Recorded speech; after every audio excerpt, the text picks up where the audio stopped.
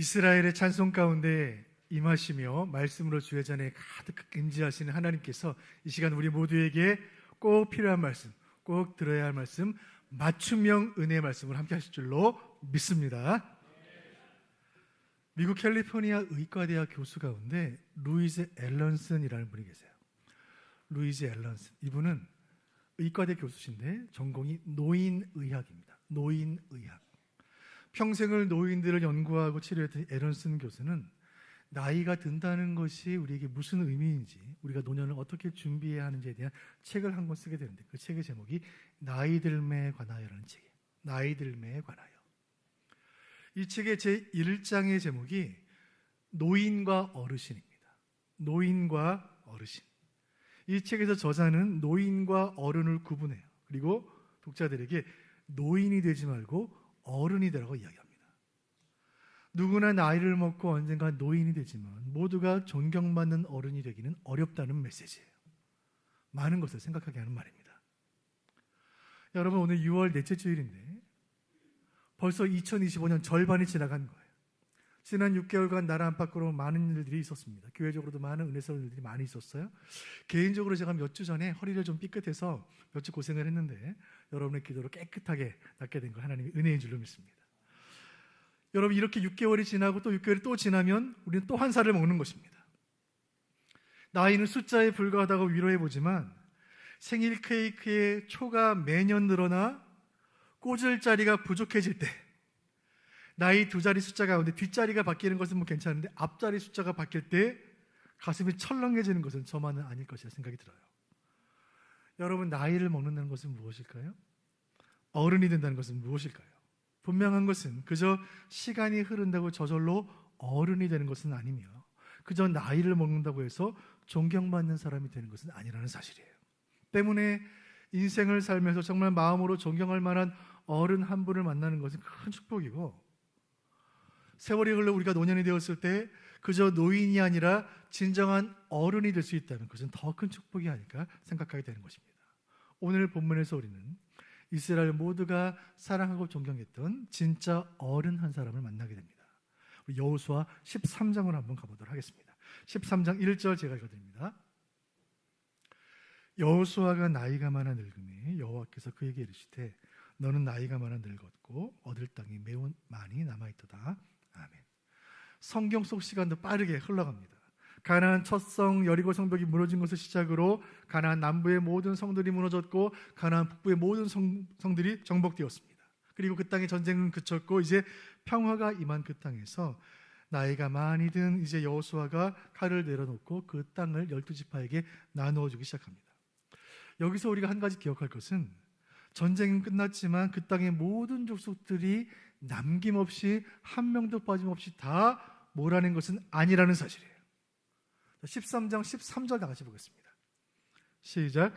그술 족속과 마아가 족속을 이스라엘 자손이 쫓아내지 아니하였으므로 그술과 마아가시 오늘까지 이스라엘 가운데에서 거주하니라. 아멘. 가나안 땅의 큰 성들을 다 무너뜨렸고 주요 세력들은 몰아냈지만 그 땅에 여전히 남아있는 이방인들 가나안 세력들이 있었어요. 온 이스라엘이 여호수아와 함께 전투에 임했던 큰 전쟁이 다 끝난 지금 이제 남아있는 그 적들을 제거하는 일은 그 땅을 나누어 받은 12지파의 몫이었습니다. 때문에 각 지파에게 땅을 나누어준다는 것은 각자 분배받은 땅에서 남아있는 대적들을 쫓아내고 그 땅을 지키라는 뜻이 되는 것이죠. 그 첫 시작은 유다 지파였습니다. 14장 6절 제가 읽어드립니다. 그때의 유다 자손이 길갈에 있는 여호수아에게 나오고 그니스 사람 여분네 아들 갈렙이 여호수아에게 말하되 아멘. 유다 지파의 땅을 분배받기 위해 유다 지파의 대표자 한 사람이 성경에 등장해요. 언뜻 보아도 나이가 지긋해 보이는 이 사람이 성경에 등장해서 자신의 나이를 공개합니다. 여호수아 14장 10절 같이 보시죠. 시작. 이스라엘이 광야에서 방황한 이 45년 동안을 여호와께서 말씀하신 대로 나를 생존하게 하셨나이다. 오늘 내가 85세로 돼. 아멘. 그의 나이는 85세였습니다.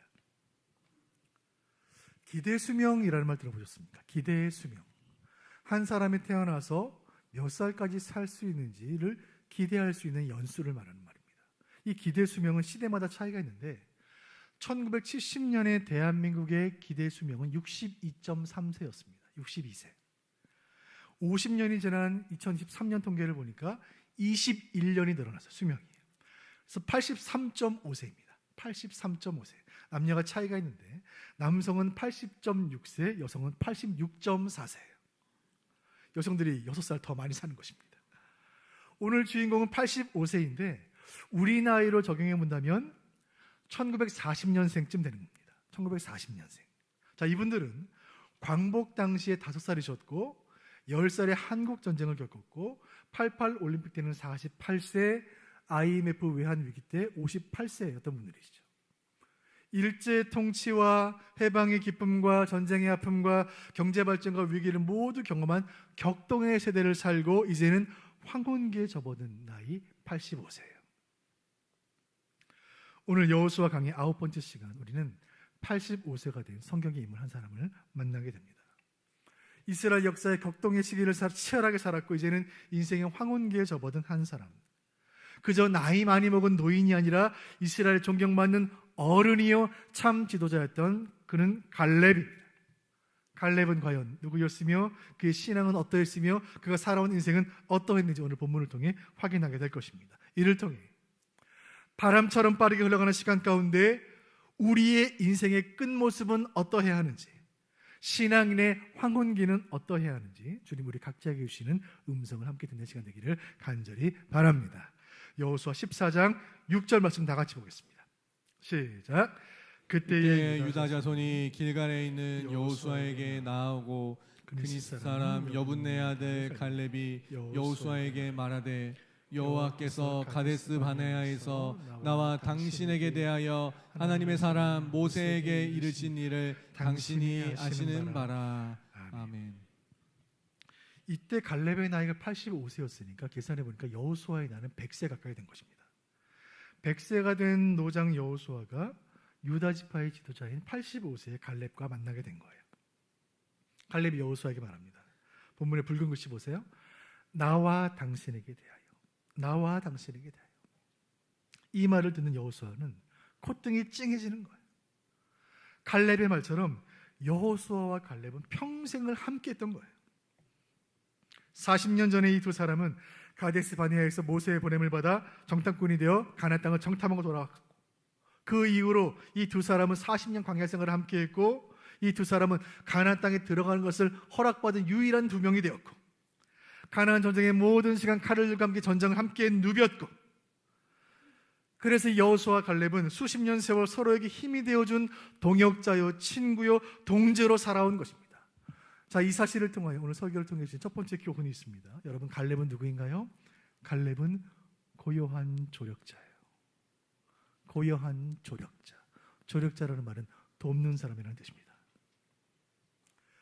그저 조용히 내 곁에 있어주는 것만으로 힘이 되는 사람이 있어요. 말없이 자리를 지키며 보이지 않게 힘이 되어주는 고요한 조력자들이 있습니다. 그런 사람들의 특징은 첫째, 겸손한 거예요. 갈렙이라는 인물이 여호수아 곁에서 평생을 고요한 조력자로 살았다는 것은 그가 얼마나 겸손한 사람인지를 증명합니다. 여러분, 겸손은 무엇인가요? 성경은 겸손에 대해 이렇게 말하는데 빌립보서 2장 3절 제가 읽어드립니다. 아무 일에든지 다툼이나 허영으로 하지 말고 오직 겸손한 마음으로 각각 자기보다 남을 낮게 여기고. 아멘. 여러분, 이게 겸손이에요. 나보다 이 사람을 더 높이 여기는 것, 이것이 겸손입니다. 갈렙과 여호수아를 비교해 보았을 때 어찌 보면 갈렙은 여호수아보다 못할 것이 없는 인물이에요. 똑같이 12지파의 대표로 정탐꾼으로 뽑힌 인물들이고 가나안 땅에 들어가는 것을 하나님께 허락받을 만큼 신앙이 좋았던 인물들이고 갈렙은 유다지파라는 명문지파 출신이고 여호수아보다 더 젊고 더 건강했습니다. 그러나 갈렙은 여호수아를 자기보다 더 높이 여겼습니다. 여호수아를 하나님 세우신 지도자로 인정했고 여호수아 곁에 고요히 있는 것을 그의 영광으로 여겼습니다. 헤르만 헤세라는 작가가 쓴 동방순례라는 이야기가 있어요. 동방순례. 이 이야기는 저 미지의 세계인 동방을 향해 길고도 험한 여행을 떠난 순례자들의 이야기입니다. 그 순례자들 가운데 하인이 한 명 있었는데 그 하인의 이름은 레오예요. 이 레오는 헌신적인 하인이었습니다. 순례단의 식사를 챙기고 자질구레한 일들을 조용히 해결해주는 해결사였어요. 저녁이 되면 악기를 연주해서 순례단들의 피로를 풀어주었고 모든 필요한 것들을 조용히 챙겨주는 인물이었습니다. 순례가 계속되던 어느 날, 어느 순간부터 이 순례단 안에서 갈등이 일어나기 시작하는 거예요. 사람들은 불평하기 시작했고 평화가 깨졌고 다툼이 일어나는 것입니다. 왜 이렇게 되었을까? 사람들은 이유를 알게 되었습니다. 레오가 사라진 것입니다. 그제야 사람들은 레오, 이 하인의 중요성을 깨닫게 되었습니다. 아, 그렇구나. 그동안 조용하게 험한 일들을 하며 굳은 일들을 하며 우리를 섬겼던 한 사람 레오가 있었기 때문에, 그 조력자가 있었기 때문에 우리 공동체가 평화로웠던 것이구나. 그렇게 순례는 끝났고 시간이 흘렀습니다. 이 이야기의 주인공은 이 순례를 후원했던 본부를 훗날 찾아가게 되었는데, 그 본부에서 최고 책임자를 만난 이 이야기의 주인공은 깜짝 놀랄 수밖에 없었어요. 그 최고 책임자가 레오였어요. 레오는 본래 높은 지위와 권세와 명예를 가진 인물이었지만 그 순례단의 하인의 이름으로 들어가 고요하게 순례자들을 섬겼던 것입니다. 여러분, 공동체에 은혜가 있고 평안이 있는 것은 레오 같은 인물이 있기 때문입니다. 갈렙 같은 고요한 조력자들이 있기 때문이에요. 겸손해서 나보다 남을 더 높이 여기는 인물들이 있기 때문이에요. 이날 여호수아는 깨달았습니다. 오늘의 내가 있는 이유는 갈렙이 있었기 때문이구나. 가데스 바네아 그 어려운 정탐을 마치고 돌아올 수 있었던 것, 갈렙이 내 곁에 있었기 때문이구나. 가나안 전쟁 그 치열한 현장에서 내가 살아남을 수 있었던 것, 나를 지켰던 갈렙이 있었기 때문이구나. 내가 이스라엘의 지도자로서 오늘까지 올 수 있었던 것, 그도 충분히 지도자의 자격이 있었지만 그러나 나를 더 높여주며 겸손히 내 곁을 지켜주었던 조력자 갈렙이 있었기 때문이구나. 그저 곁에 있기만 해도 힘이 되는 사람, 아무 말 하지 않아도 든든한 사람이 있는 거예요. 거칠고 험한 인생을 살아가면서 이런 인생의 조력자 한 사람을 만난다는 것은 얼마나 큰 축복일까요? 간절히 바라는 것은 하나님께서 여러분의 인생에 갈렙과 같은 고요한 지도자를, 조력자를 붙여주시기를 주님의 이름으로 축원드립니다. 그리고 여러분 자신이, 이 말씀을 듣는 여러분이 누군가에게 갈렙과 같은 고요한 조력자가 되어주시기를 주님의 이름으로 부탁을 드립니다. 오늘 이 설교는 우리 교회 신앙 공동체 안에서 자신을 드러내지 않으며 고요하고 겸손하게 헌신의 자리를 지키고 계시는 모든 분들을 향한, 여러분을 향한 하나님의 칭찬이요 위로요 격려의 말씀입니다. 그렇게 고요하게 인생의 황혼기를 맞이한 갈렙의 모습처럼 우리 인생도 그러하길 바랍니다. 무엇보다 우리는 주님의 조력자가 되기를 원해요. 대단한 일 하지 않아도 괜찮아요. 조용하게 주님 곁에서 충성의 자리, 기도의 자리를 지키는 예수님의 친구들 되시기를 바랍니다. 그렇게 인생을 살고 우리가 인생의 황혼을 맞이하였을 때에 우리 주님께서 여러분들을 향해 그대는 나에게 평생의 조력자였고 좋은 친구였노라 예수님 칭찬하신다면 그것이 우리 인생의 가장 영광스러운 일이 아니겠습니까? 오늘 말씀을 통해 주시는 두 번째 교훈은 갈렙은 신실한 지도자였다는 사실이에요. 그는 신실한 지도자였습니다. 여호수아 14장 6절 상반절 말씀 제가 읽어드립니다. 그때의 유다 자손이 길갈에 있는 여호수아에게 나오고 그니스 사람 여분네 아들 갈렙이 여호수아에게 말하되 아멘. 이 갈렙은 유다 지파 출신이에요. 유다 지파는 명실공히 12지파를 대표하는 명문 지파였습니다. 가나안 땅을 분배받는 지금 그 첫 시작이 유다 지파였고, 그래서 유다 지파의 지도자로 자격으로 갈렙이 성경에 등장한 거예요. 갈렙은 유다 지파를 대표하여 여호수아에게 이렇게 말합니다. 12절 제가 읽어드립니다. 그날의 여호와께서 말씀하신 이 산지를 지금 내게 주소서. 당신도 그날에 들으셨거니와 그곳에는 아낙 사람이 있고 그 성읍들은 크고 견고할지라도 여호와께서 나와 함께 하시면 내가 여호와께서 말씀하신 대로 그들을 쫓아내리다 하니 아멘. 말씀 가운데 그날이라는 말 두 번이 반복이 됩니다. 그날이 언제예요? 40년 전 정탐꾼이 되어 그 가나안 땅을 처음 밟았던 그날이, 그날에 말씀하신 약속을 내가 지금도 기억하오니 그 산지를 지금 내게 주시기를 원합니다. 여기서 갈렙이 말한 그 산지는 헤브론이에요. 이 헤브론이라는 도시는 유다의 남부에 있는 성읍으로 메마른 광야가 끝나고 푸른 녹지가 시작되는 아름다운 땅이에요.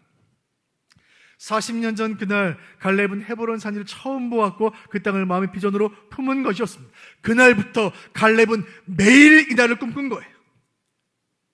그가 속한 유다 지파의 모든 사람들이 저 아름다운 헤브론 산지에서 그 후손들이 정착하고 집을 짓고 결혼하고 가정을 이루고 아이들을 낳고 하나님의 언약 백성으로 행복하게 살아가는 것을 믿음의 눈으로 바라본 거예요. 그리고 이제 85세가 되어 이제는 지파의 지도자가 된 지금 이 순간 그 비전을 생생히 떠올린 것입니다. 여러분, 여기서 중요한 것은 그날 40년 전 가데스 바네아에서 가나안 땅을 정탐하고 돌아온 모든 정탐꾼들이 다 그 땅을 향한 비전을 품은 것이 아니라는 거예요. 12명이 그 땅을 정탐하고 돌아왔는데 10명의 정탐꾼들이 이렇게 말합니다. 저 땅에 살고 있는 사람들은 거인 족속들입니다. 그들에 비한다면 우리는 메뚜기와 같습니다. 저 땅을 들어가는 건 불가능합니다. 10명의 보고는 객관적이었고 현실적이었고 사실적이었습니다. 그러나 중요한 것 한 가지가 빠져 있었으니 그것은 믿음이 빠진 보고였습니다. 그 믿음이 빠진 불신의 보고를 들은 이스라엘 온 백성은 낙심하며 절망하며 밤새 통곡하는 거예요. 여러분, 상상해 보세요. 그때 이스라엘 백성의 인구가 200만 명이 원망하고 포기하고 낙심하며 이제 아무 소망이 없다고, 이제 다 틀렸다고, 이제 우리는 끝났다고, 이 광야에서 다 죽을 것이라고 절망하고 탄식하고 있는 거예요.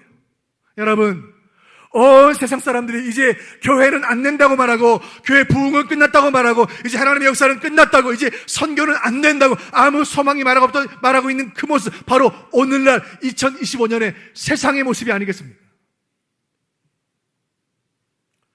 히브리서를 보면 이날 가데스 바네아에서 불평하던 그 이스라엘을 향한 하나님의 평가가 있어요. 3장 17절 제가 해야 됩니다. 히브리서 3장 17절입니다.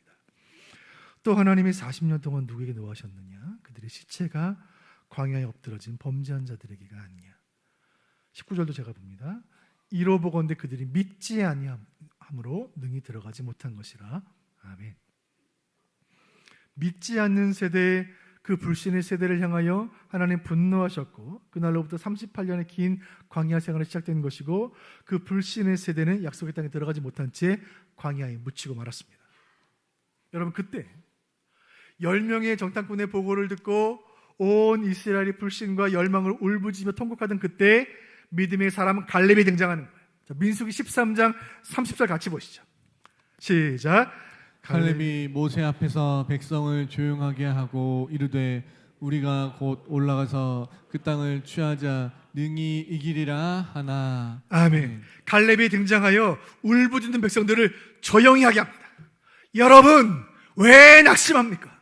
왜 통곡합니까? 여러분, 하나님의 백성들이여, 저 땅에는 거인 족속이 살고 있고 그들에 비하면 우리는 메뚜기처럼 연약한 것 사실입니다. 그러나 하나님의 약속이 저 땅에 있으니 우리는 하나님의 언약 백성이니 다 같이 땅을 향해 나아갑시다. 갈렙은 모두가 믿지 않던 그 불신의 시대 속에서 세상과 다르게 살았던 믿음의 용사였습니다. 참으로 놀랍고 감사한 것은 그 젊은 날의 모습이 85세가 된 지금도 하나도 변하지 않았다는 거예요. 14장 11절 제가 읽어드립니다. 모세가 나를 보내던 날과 같이 오늘도 내가 여전히 강건하니 내 힘이 그때나 지금이나 같아서 싸움에나 출입에 감당할 수 있으니 아멘. 갈렙은 한결같은 사람이에요. 그는 평생을 붙잡고 살았던 그 비전을 85세가 된 지금 온 공동체 앞에 이스라엘 앞에 선포했고 그 땅 헤브론 땅을 분배받기를 서원했고 그 소원을 여호수아에게 말한 거예요. 여호수아는 평생의 동역자였고 친구였던 그의 소원을 존중했고 그의 소원에 따라 헤브론을 갈렙에게 주었습니다. 14장 14절 상반절 같이 보겠습니다. 시작. 헤브론이 그니스 사람 여분네 아들 갈렙의 기업이 되어 오늘까지 이르렀으니 아멘. 헤브론 땅을 분배받은 갈렙은 헤브론에 남아있는 이방 족속들을 몰아냈고 그 이후로 헤브론은 유다 지파의 중심 도시가 되었습니다. 그 헤브론에서 다윗이 기름 부음을 받았고 이스라엘 왕으로 세워집니다. 그 이후로 유다 지파는 다윗 왕조의 모든 왕들을 배출한 왕족이 되었고, 그 지파의 계보를 통해 예수 그리스도께서 이 땅에 오셨으니 갈렙에 이끌었던 그 유다 지파는 온 인류를 구원한 신앙 명가의 큰 축복을 받은 줄로 믿습니다. 오늘 이 설교를 듣는 여러분들이 여러분 가문에, 여러분 가정에 신실한 지도자로 쓰임만 큰 축복을 주시기를 주님의 이름으로 축원드립니다. 여러분의 기도와 여러분의 충성과 여러분의 헌신이 여러분의 자녀들과 후손들에게 아름답게 계승되어 신앙 명가의 축복을 누리시기를 바랍니다. 여기서 후손이라는 말은 내 몸으로 낳은 자녀들과 후손들을 넘어 믿음으로 낳은 모든 후손들을 뜻하는 거예요. 기도로 낳은 후손들, 신앙으로 낳은 후손들, 교회 안에 있는 모든 젊은이들, 모든 자녀들을 뜻하는 것입니다. 교회 안에 있는 여러분들의 영적인 후손을 향하여 신앙의 본을 보이는 신실한 믿음의 어른들, 바로 여러분들을 통해 우리 수원 북부교회는 선대의 신앙을 후대에게 아름답게 계승하는 수선 대우의 은혜가 충만한 교회 되시기를 주님의 이름으로 축원드립니다. 오늘 설교를 통해서 세 번째 교훈, 갈렙은 누구인가? 갈렙은 늘 푸른 사명자였어요. 첫째 갈렙은 여호수아에게 고요한 조력자였고, 둘째 갈렙은 유다 지파에게 신실한 지도자였습니다. 셋째, 그리고 갈렙은 하나님 앞에서 평생을 충성한 늘 푸르고 생생한 시들지 않는 사명자였어요. 육상에 비유한다면 갈렙은 100m 단거리 선수가 아닙니다. 갈렙은 42km를 달리는 마라톤 선수예요. 14장 11절 다 같이 보시죠. 시작. 모세가 나를 보내던 날과 같이 오늘도 내가 여전히 강건하니 내 힘이 그때나 지금이나 같아서 싸움에나 출입에 감당할 수 있으니. 아멘. 갈렙은 짧은 시간 금방 뜨거워졌다가 어느 날 갑자기 식어버리는 그런 신앙인이 아닙니다. 갈렙은 한겨울 찬바람 속에서도 식지 않는 신앙의 열기를 가득 품은 믿음의 거인이, 그가 평생을 주님 앞에 늘 푸른 사명자로 충성할 수 있었던 비결이 오늘 보면 14절에 기록되어 있습니다. 14절 다 같이 보시죠. 시작. 이는 그가 이스라엘의 하나님 여호와를 온전히 쫓았습니다. 아멘. 아멘. 온전히 쫓았습니다. 마음을 다해 쫓았다는 말이에요. 갈렙의 인상은 그야말로 파란만장했어요. 갈렙은 애굽에서 히브리 노예로 태어났고 채찍에 맞으며 혹독한 어린 시절을 보냈습니다. 출애굽 이후에 끝이 보이지 않는 광야에서 떠돌이 생활을 하며 젊은 세월을 다 보냈어요. 여호수아를 따라 요단을 건넌 이후에 이제 가나안 전쟁터로 오가며 생사를 넘나드는 치열한 중년을 보냈습니다. 그리고 이제 인생의 황혼기를 맞이하는 거예요. 열심히 치열히 살아온 인생이에요. 여러분, 이제 85세가 되었는데 쉴 때도 되지 않았습니까? 그러나 인생의 황혼기에 이른 그 순간까지 갈렙은 여호와를 온전히 쫓았고 받은 사명을 잊지 않았고 그 사명을 지금 감당하기를 원했어요. 그런 갈렙의 모습은 그를 지켜보는 모든 유다 지파의 후손들의 심장을 뛰게 했고 이스라엘 12지파 민족 공동체 전체를 뜨겁게 한 것입니다. 갈렙은 시들지 않는 인생의 표상이에요. 그는 화려하게 피었다가 금방 시들어 떨어져 바닥에 뒹구는 목련꽃이 아니에요. 그는 한여름 장렬하는 태양빛을 견뎌내고 한겨울 북풍 한설 속에서도 여전히 푸른 소나무 같은 인생이에요.